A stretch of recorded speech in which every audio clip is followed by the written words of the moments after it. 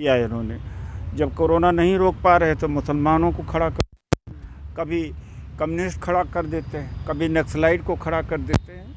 ये मोदी सरकार का 2014 से यही चल रहा है। बेरोजगारी इस देश के अंदर भयंकर है, आप लोग भूखे हैं और कोरोना कितना तेज़ी से बढ़ रहा है, किसान बर्बाद हो गया है।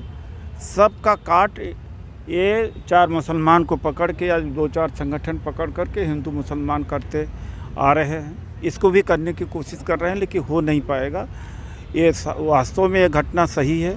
मनीषा के साथ में गैंग रेप हुआ है, मेडिकल समय पर ठीक से नहीं हुआ और 25 सितंबर को जो मेडिकल के लिए भेजा गया तब तक देरी बहुत हो गई थी। ठाकुर ही मुख्यमंत्री, ठाकुर ही डीजी, ठाकुर ही एसपी, ठाकुर ही आरोपी, ठाकुर ही पंचायत करने वाले हैं इनके खिलाफ में।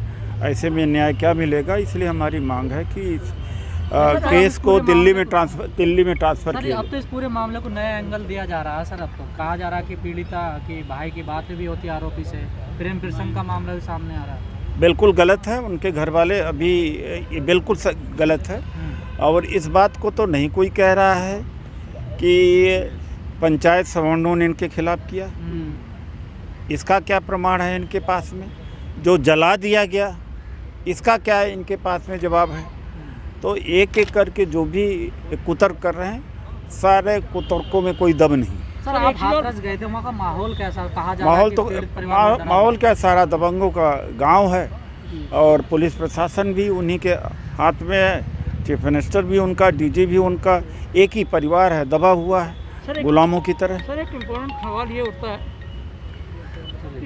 ये उठता है कि एक ही जगह जैसी घटना जो है 3-4 स्टेट के अंदर हुई है, तो सब लोग नहीं, फर्क है कैसे आपका? नहीं, एक फ़र्क है। उसको जिस तरह से जला दिया गया है और जिस तरह से 10 दिन तक उसको अटेंड नहीं किया गया है, ऐसा कहीं और नहीं मिलता है।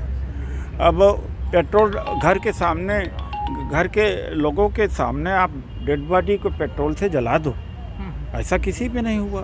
दूसरी बात है कि उसके साथ में जघन्य अपराध 14 सितंबर को हुआ, तब जाकर के सरकार जगती है 24-25 को।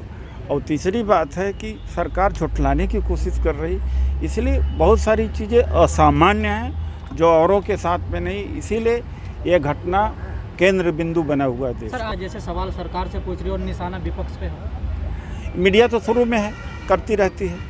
अब 8000 करोड़ का हवाई जहाज़ मोदी जी ने खरीदा है, उसका सवाल नहीं किया। 500 रुपये का जो गद्दा है, ट्रैक्टर पर गद्दा है, उसको मीडिया पूछती है। 8000 करोड़ आप जानते हैं किसी भी एक छोटे मोटे राज्य का बजट होता है। और पुरानी जहाज़ें जो हैं पूरा अच्छी हैं, दूसरे प्राइम मिनिस्टर भी इस्तेमाल करते रहते हैं। तो ये 8000 करोड़ की बात नहीं पूछेंगे, 500 की बात पूछेंगे राहुल गांधी। चलिए।